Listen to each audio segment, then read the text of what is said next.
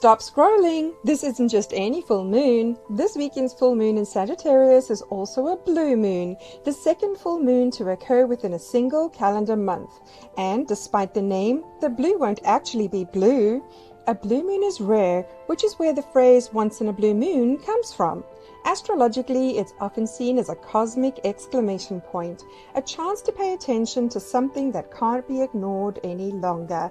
And in Sagittarius, the sign of truth, growth, adventure, and possibility, this moon is asking, what limiting belief am I finally ready to outgrow? The opportunities, dreams, and the next chapter you're seeking may require you to release an old story first. So this weekend, think bigger, dream bigger, believe bigger, because sometimes the rarest opportunities arrive when we're finally willing to see ourselves differently.